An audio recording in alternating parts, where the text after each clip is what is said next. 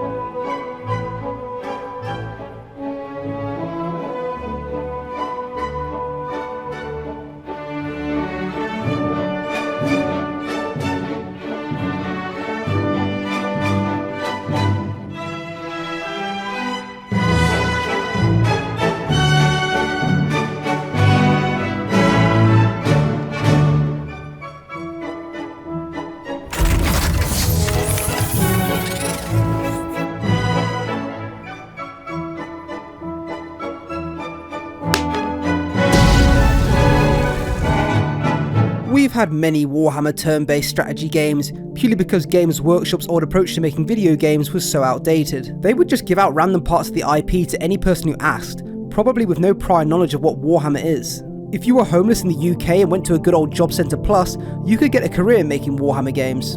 You had the unpolished like Aeronautica Imperialis Flight Command and Necromunda Underhive Wars.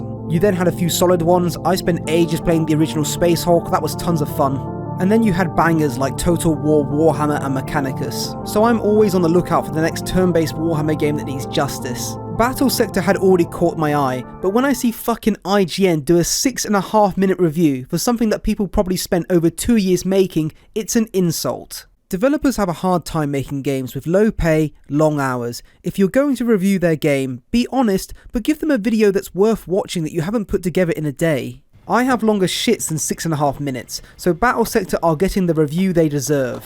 Also, special thanks to the Patreons. I truly appreciate your support. Mwah. It means I don't have to put Raid Shadow Legends ads in my video, and I know I don't say it enough, but I appreciate all the support I get on my videos. It means a lot. Warhammer 40k Battlesector. What is it?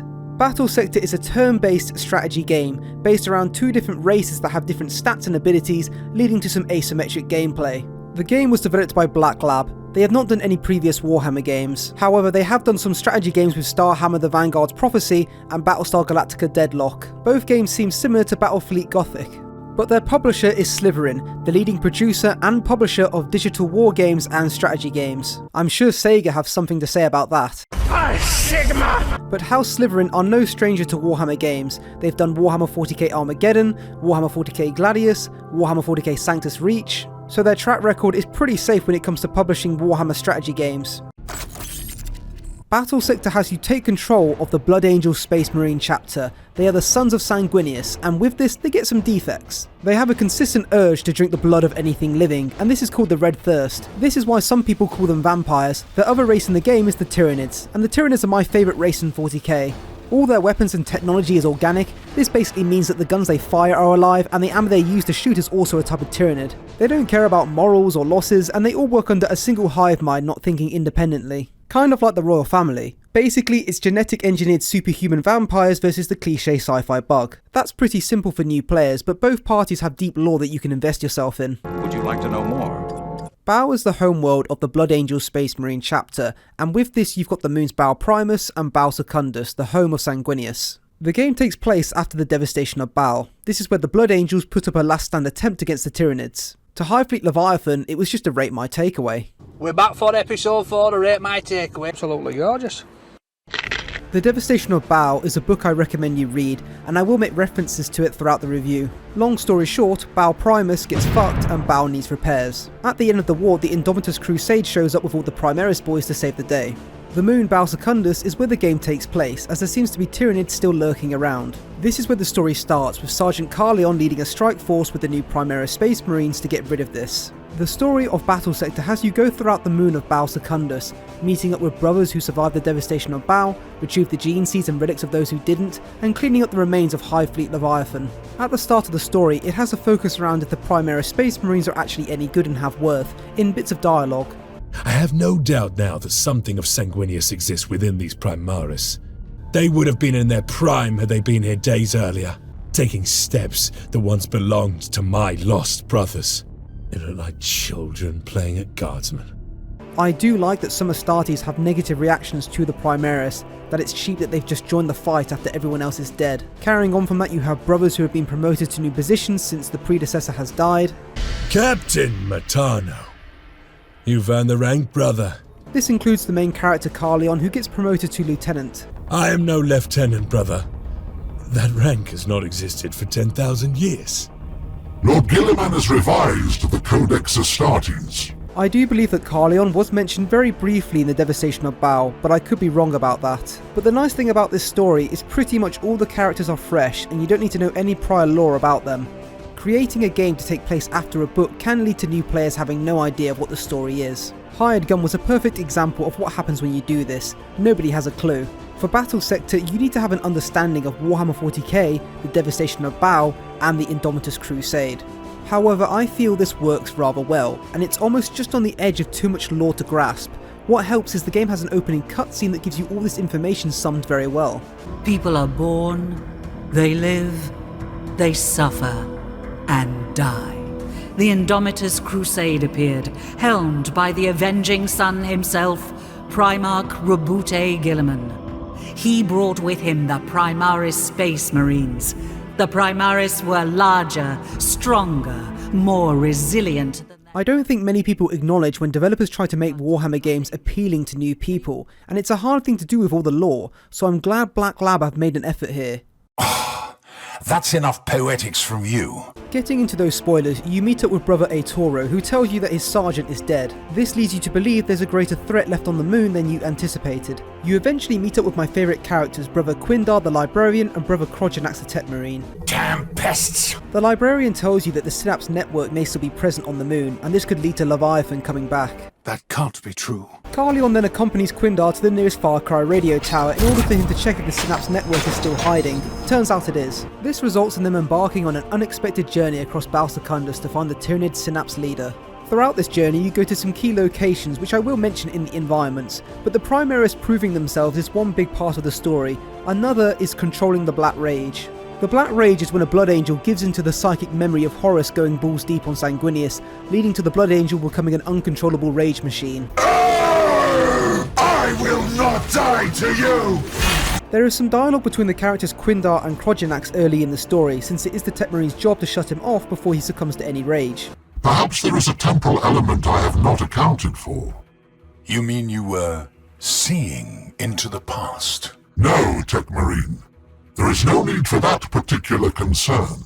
The story is told to you through picture art and dialogue than cinematic or in-game cutscenes. This is done rather well, as it does feel like there's moments you're listening to an audiobook and then going straight into gameplay.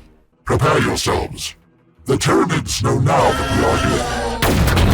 Exo-Grade 5! Defensive formation! Taking fire! As you get deeper into the story, you start running into more dangerous Tyranid biolife forms, and I think there was a real missed opportunity here to have dialogue between the characters explaining what you're fighting. I feel this could have been great for new players to understand a bit about what they're fighting and the lore, but also fill up the space between rounds because there's a lot of decisions that need to be made, and you could be listening to something whilst doing that. Even shoving a West Ham and Tyranid TikTok in there would be something. Tyranids are the equivalent of galactic locusts. You keep running into different Synapse leaders, all of which are not the main one. As you get halfway through the story, Rabute Gilliman starts getting impatient, and he even starts to consider sending Cato Sicarius down. So you got to get shit done. So they send Sister Verity instead to speed things up. She gets annoyed with the Blood Angels not being quick enough as well, but you keep pushing to find the Synapse leader. During this time you run into other sisters that need your help, and also the Death Company, which I think is depicted and described very well in the game, with Carleon betraying that reaction.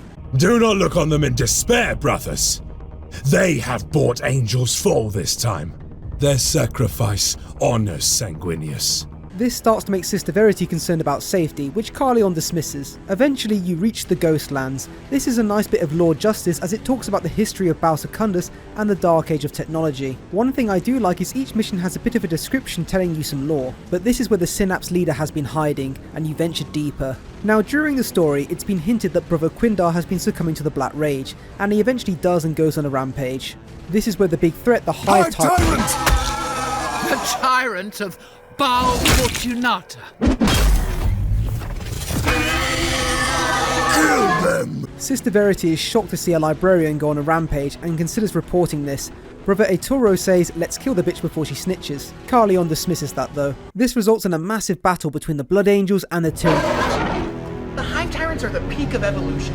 At the end of the story, Sister Verity says she's going to snitch and Carleon's work on Bal Secundus is done. As far as I know, there's only one ending and you don't have any choices throughout the campaign to do different decisions. I really enjoyed the story. I felt like this easily could have been a follow-up short story to the devastation of Bal. I love the callback to other characters like Dante and Guilliman, the representation of the Blood Angels lore with the Red First, the Black Rage and Sanguinius, intertwining that with the Indomitus Crusade, the Primaris and the Firstborn Marines reaction. But what I like the most is I feel someone new to Warhammer 40k can enjoy this story, and the story leaves room for more. We'll talk more about the Necrons later.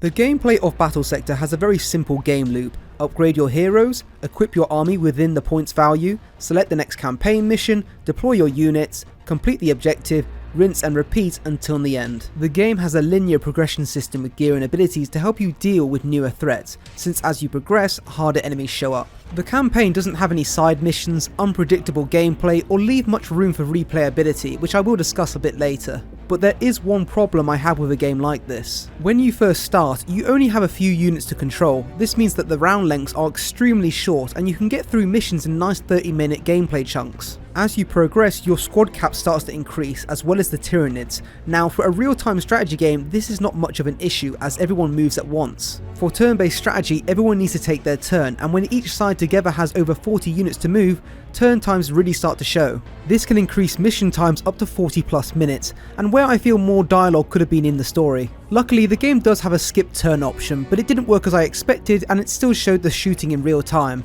One gripe I do have with Battlesector's gameplay, and it is fucking annoying, is having to kill every Tyranid left after you complete an objective for a mission. I know that's what we're supposed to be doing in the lore on Bal Secundus, but I'd much rather the objective be survive for 3 more turns. When the very last Tyranid unit is on the far side of the map, you might as well just spam end your turn until it gets to you. It's just a waste of time, and I think it could have been done better.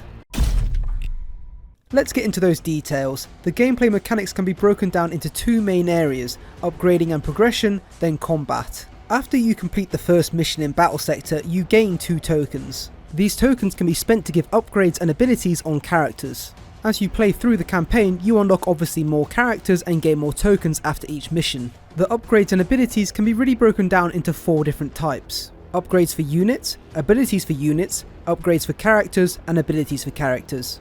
Let me give you an example. Carleon's first row upgrades the weapons and abilities of intercessors. This could be giving them the choice to take auto bolt rifles and being able to increase their accuracy for 1 turn. Carleon's second row gives him abilities. This is things like calling down an assault cannon strafe. The third row upgrades his weapons and stats. This is things like the thunder hammer. The fourth row upgrades assault marines with better stats. And the 5th row is locked because it upgrades a unit you have not recruited yet. This is the same for all the characters with their own abilities and weapon upgrades for themselves and other units. Most characters and units have maybe 1 or 2 weapons you can change, but there's not much diversity. I can understand with the Primaris since they're not fully fleshed out yet, but I think with the Firstborn Marines and Dreadnoughts a lot more could have been done. The amount of weapons you could pull from the Space Marine Codex is more than plenty. Before each mission you will see a points value. This determines how powerful the force you can bring to the mission, and I really do like this because it's similar to the tabletop. Better units of course cost more points, and giving them better weapons costs points as well. One mechanic I do like is requisitions. This is to stop you from creating a doom stack of dreadnoughts. Every time you purchase a powerful unit, you will have to wait a certain amount of missions before you can recruit that unit again. This forces a well-rounded army roster, but also gives a sense of loss when a unit dies. Most missions in the campaign will unlock you a new unit once complete. I'll talk more about the roster in combat, but once again, this is a missed opportunity. If the campaign gave you different paths to take which if completed gave you different units, this could allow for much more replayability. I completely understand due to developer restrictions on creating new assets and keeping with the story, this could be a problem. But how about if you chose a different path, you don't get a new unit, but you get a different or upgraded existing one. This could be a Death Company Dreadnought, a Veteran Squad or a Primaris Lieutenant. This at least wouldn't require you to start from scratch. Instead, everyone at the end will have the same units unlocked, and that's not a problem, it's just replayability does lack. Moving on to the combat, the first thing Battlesector gives you is a manual. And I was not sure if this is a good or bad thing. It's nice to read up on the mechanics, but is this required since the game is difficult to learn? Either way, I'm glad the devs made this, as most companies charge for this sort of thing.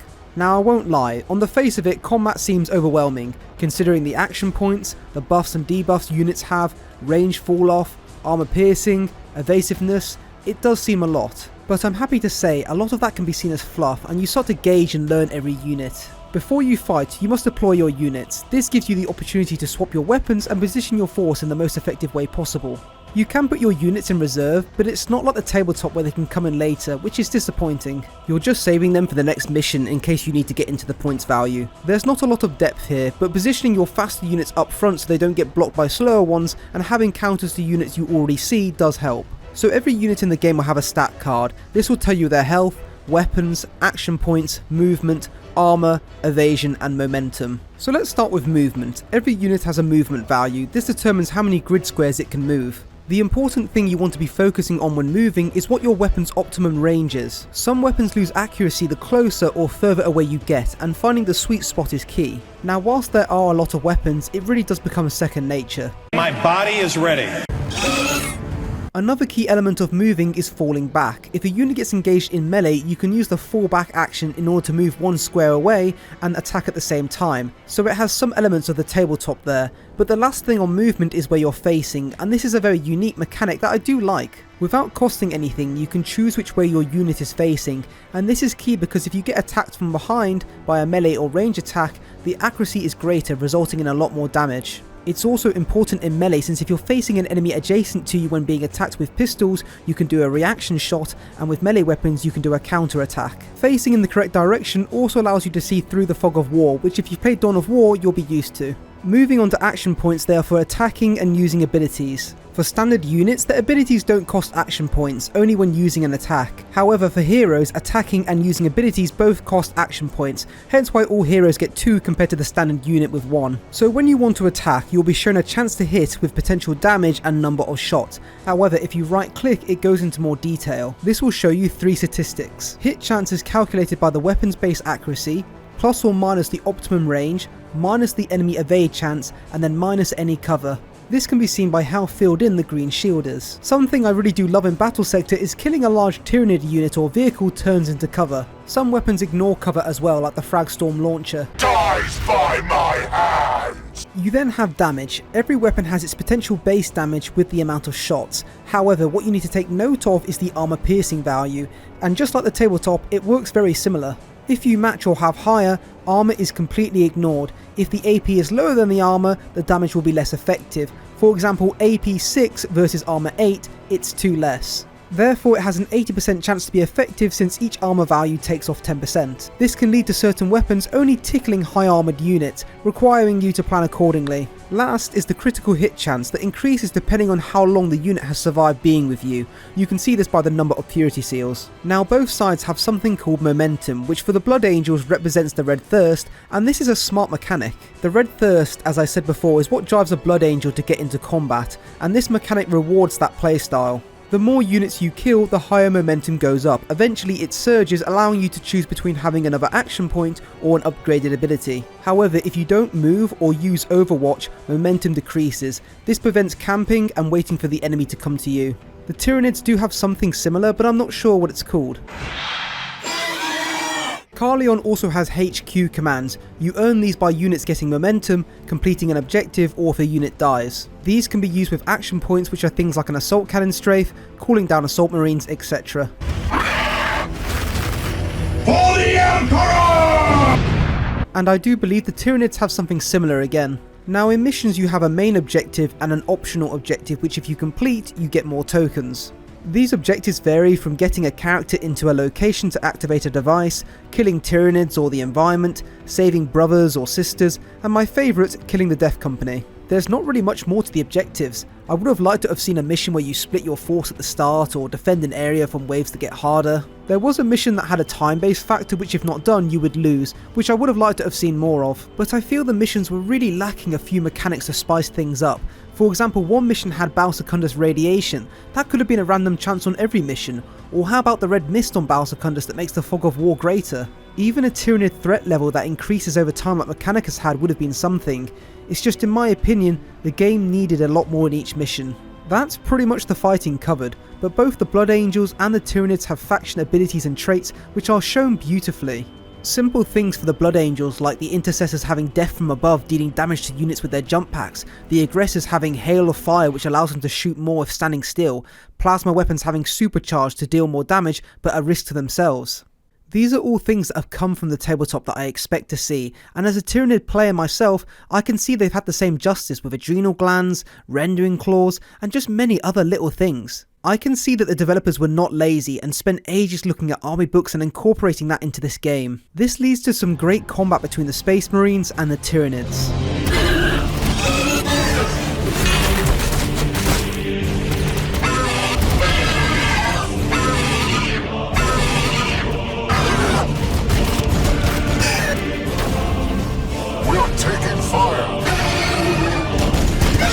Taking fire!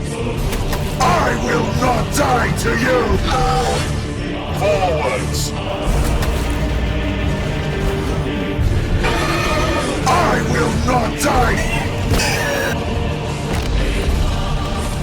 Taking fire!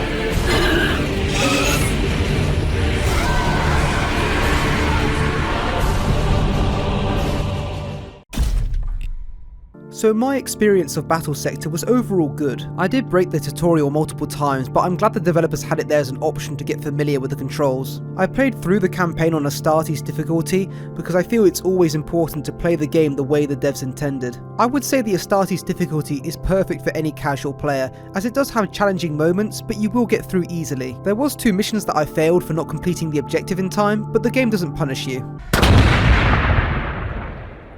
About that crash site. I think a couple of the missions where the new big enemies were introduced like the Turvigon and Broodlord could have had a bit more to them. I was not sure if they were acting as a mini-boss battle or just another unit introduced. For example, the Turvigon's introduction mission could have had the number of Termagants increasing over time till you kill it. Instead they become these awkward not boss battles that you can kill very easily. Then again, I'm sure they are much harder on different difficulties. I had a fun strategy of splitting my force with a hammer and anvil type of playstyle with a main force and a dedicated fast attack squad. I ran into no bugs or glitches, which I always like to see, and I completed the campaign in just over 20 hours, so you're getting some solid playtime without factoring in multiplayer. One issue I did run into with the game is the autosave. If you make a mistake on selecting units or deploying units in a mission, there is no way to back out to the mission selection screen to reselect or restart, and it seems small, but this really can affect how well you do in a mission. The game has some cool achievements as well, like winning a campaign mission with only melee units, and if you use the fall back command, the Emperor will remember. It's a shame they didn't turn some of these achievements into gameplay that if you complete, you unlock a special relic weapon. I don't think the campaign has any hidden Easter eggs or offers anything after you complete it once.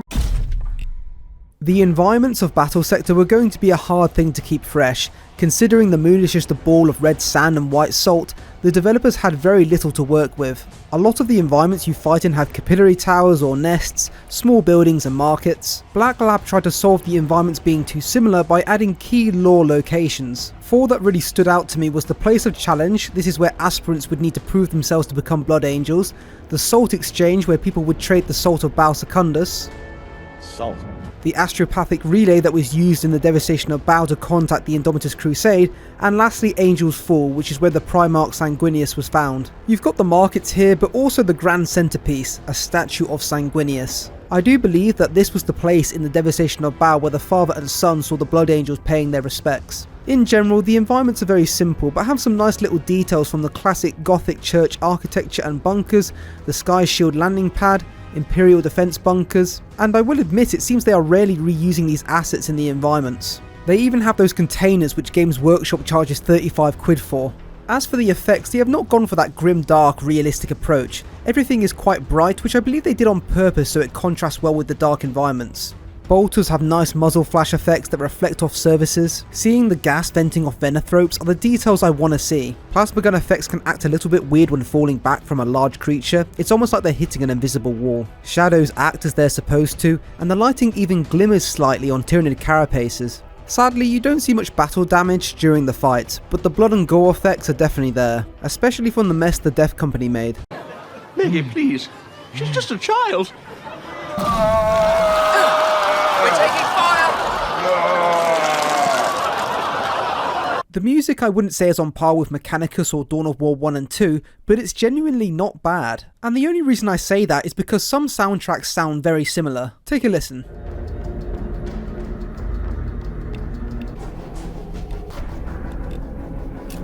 However, some of the soundtracks are bangers, especially when they bring out the choir. You feel like you're in a sci-fi church where the last hymn before war is being played.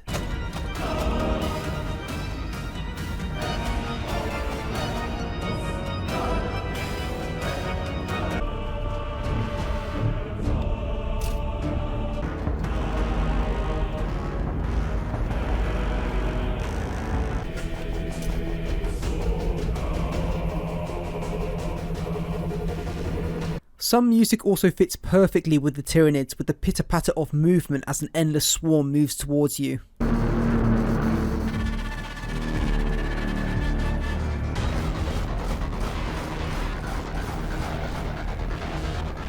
Even the start screen music gets you psyched up to play.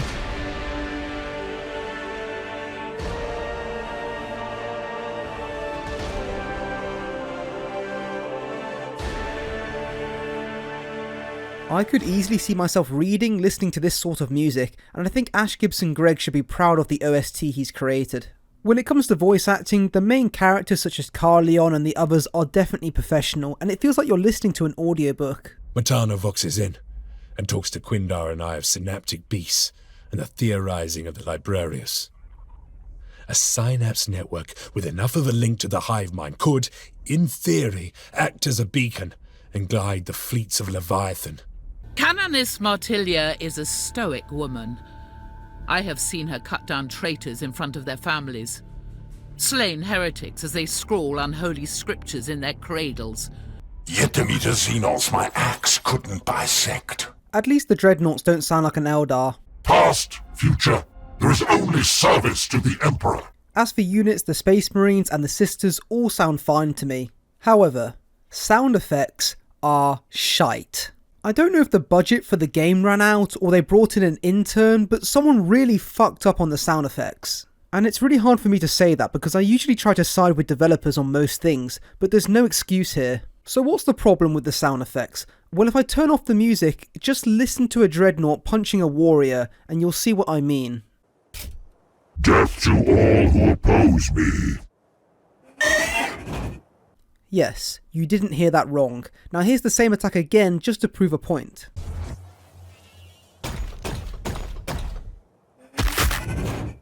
Even if I take away the fact that some of these sound effects sound terrible, some don't even exist or work, and these are really noticeable when it comes to byproducts. Like something scratching or hitting armour, there's been many times when a Tyranid hits a unit and you just don't hear. Like listen to this Carnifex attack a Dreadnought.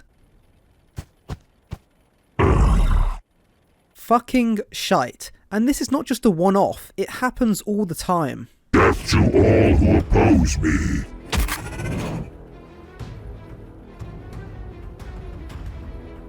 Is that all? Even the Thunderhammer has no sound other than the stepping on a bug sound effect. And there are plenty of other examples. Hurrah! The Emperor protects.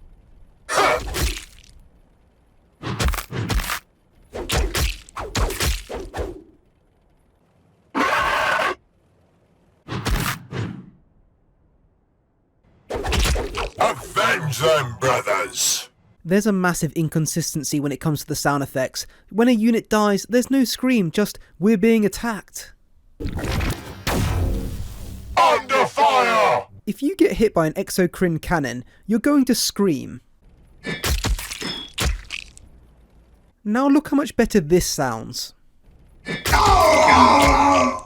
There's no way you're telling me that a few death screams was out of budget. Another problem is the lack of different takes, and you'll notice this as you're playing, but it's only like they had 2 takes for different sounds. For example, when a Tyranid is being attacked, you hear the same sound over and over again. There's no diversity.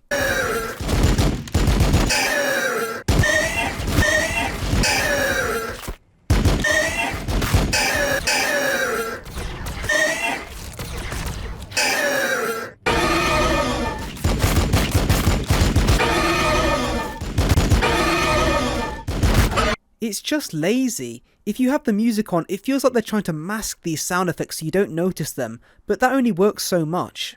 Honestly, I could go on for ages about how bad some of the sound effects are, but let's move on to some good ones. Bolters sound fine, they have that punch, explosive rocket sound effect that I'm looking for.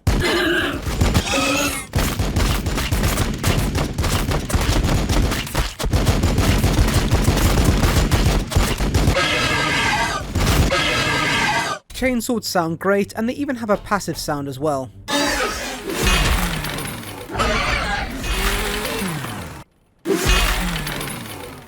Movement sounds great as they have different sound effects for different terrain.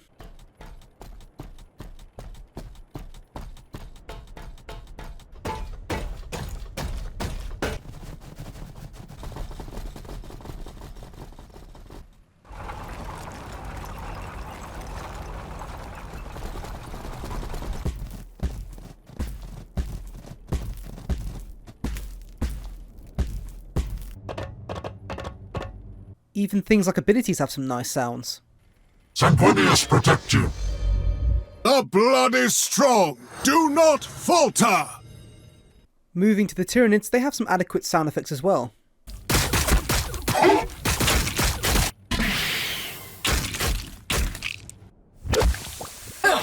We're taking fire!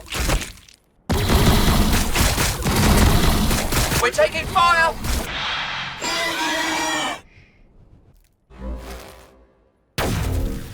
There is one sound effect that sounds like a guy taking a shit. And there's a few other sound effects I want to show off. They will scatter beneath us.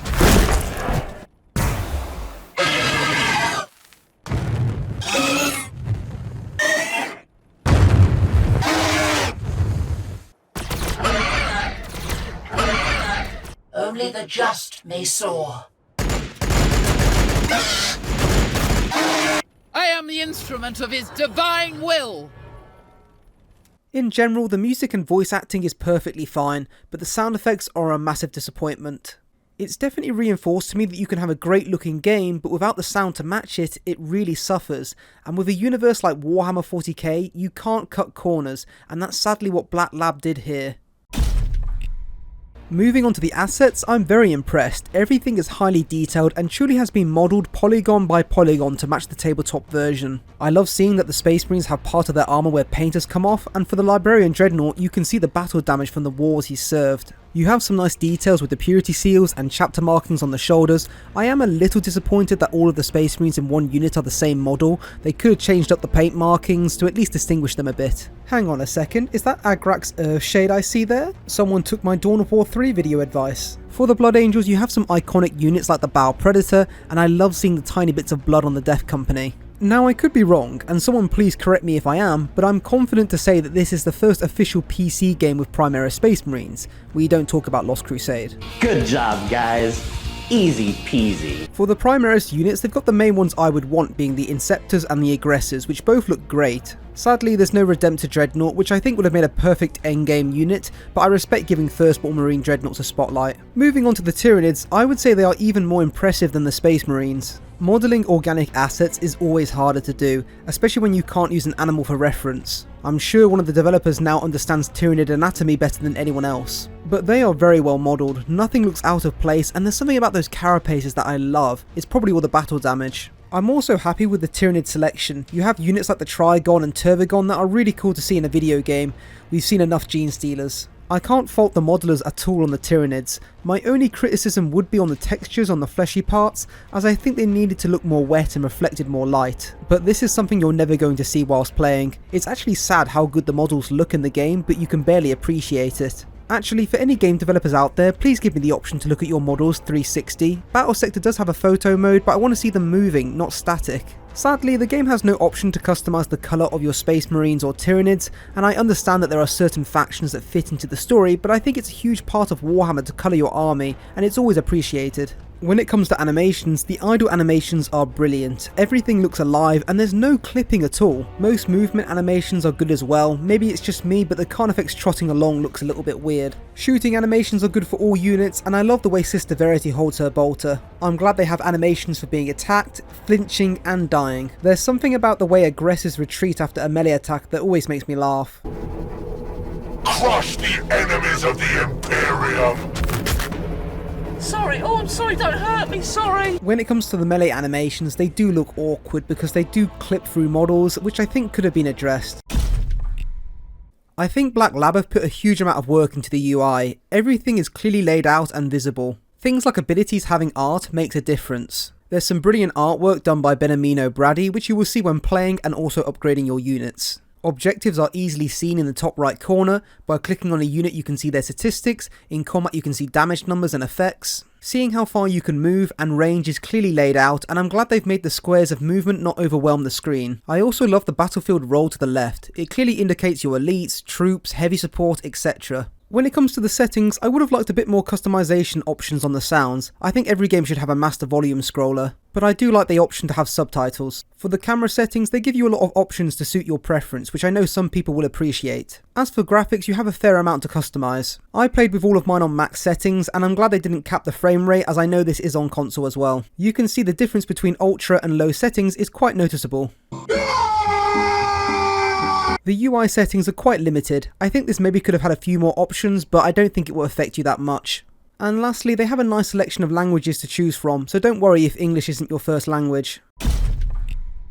Sadly, I've not had the opportunity to try multiplayer. The game's player base is very low at the moment, and I think your only chance of finding a game is via their Discord. I won't hold that against the game in the review, since it has been a year since release. However, I will say there clearly are tournaments that go on for Battlesector with some pro players, which I'm sure are far more worth listening to than me on this subject. But I definitely want to try multiplayer at some point. The reason I say that is because from the little I've played of Skirmish, it's very fun. I can't comment on balance, but I think with more races added, it will only get better. Skirmish allows you to either replay campaign missions as the Tyranids or Space Marines, or a standard skirmish battle. There are 3 different game modes to choose from, being Exterminatus, which is elimination, Conqueror, which is control zone, and Strategic Command, which is control points. You then have army management to customize different point builds and strategies. There's a nicer range of maps to choose from as well. But that's pretty much it. As for DLC, there's 2 that you can choose from, the Blood Angels or Tyranid Elite Pack. For the Blood Angels you get the Assault Terminators, which I honestly thought we'd never see in a video game again after Primaris. It seems Battlesector and Chaos Gate are keeping them alive. The other unit is Dante's personal bodyguard, the Sanguinary Guard. For the Tyranids you get access to the Brood Lord and Hive Guard as playable units. Even if you don't buy the Tyranid DLC, they get added to the campaign, but you can use both these packs in skirmish battles or multiplayer. I couldn't tell you if these units are pay to win or not, but Battlesector does not seem that sort of game. However, what's coming in a future update has me very excited. First of all, the Necrons are waking up in all their glory with a new roster to play the game with. The developers have some cool posts about read apology, unwrapping, texturing and animating the Necrons, which if you want to know more about how this stuff is made, I recommend you check it out. I just hope they get the sound effects right. What's even more exciting is with the Necrons comes a free campaign update. This turns the campaign into a planetary supremacy conquest style game, where the 3 factions battle to eliminate each other, building up territory, gaining resources, and with each battle taking place on a procedurally generated map. It seems Black Lab have already noted the issue of replayability in their campaign and are cracking down on it, which I'm happy to see. So for those of you that don't know, I review my Warhammer games in a particular way. So the things I look for when reviewing a Warhammer game is, how easy is it for a new player to get into the game and the Warhammer IP? How well is the game created by developers, and does it have anything scummy about it? And the last one, does it please Warhammer veterans, and is it a good Warhammer game? I'm no longer going to care about if the game is lore accurate, since incorporating lore statistics into a video game should not be judged, unless it's a Terminator doing a flip. This is how I review Warhammer games, and should not be compared to others since we're looking for different things. And in the end, games are subjective. So Battlesector has a great introduction for new players. There's tutorials you can play, and a free manual that comes with the game that you can check anytime.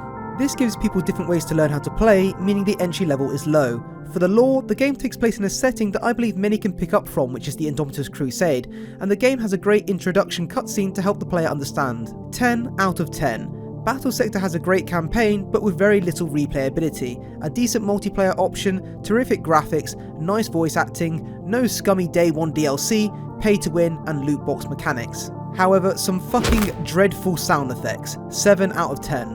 Battlesector has a good story that leads on from already a brilliant Warhammer book, has some nice callbacks to certain characters, open dialogue and discussion about the Black Rage, Red Thirst and the Primaris, but could use some more dialogue explaining Tyranid life forms and lore. The game's combat integrates lore and abilities familiar from the tabletop and lore, showcasing that the developers did their research, 10 out of 10. Overall, I give Battlesector a solid 8 out of 10. This Warhammer game could have easily been a 10 out of 10 for me. However, the lack of replayability and those fucking sound effects really caused the game to suffer for me. But I definitely recommend, if you haven't played Battlesector, pick it up on sale, especially with the Necrons and new campaign coming out. As for my next video, Space Marine 2 and Darktide are way off, so we gotta look for other things. Long term I want to do some Warhammer VR stuff, but that won't be for a while as getting all the equipment takes time. I've been preparing to do a Chaos Gate Demon Hunters review, so that will be next. Once again, special thanks to the Patreons, and I'll see you next time.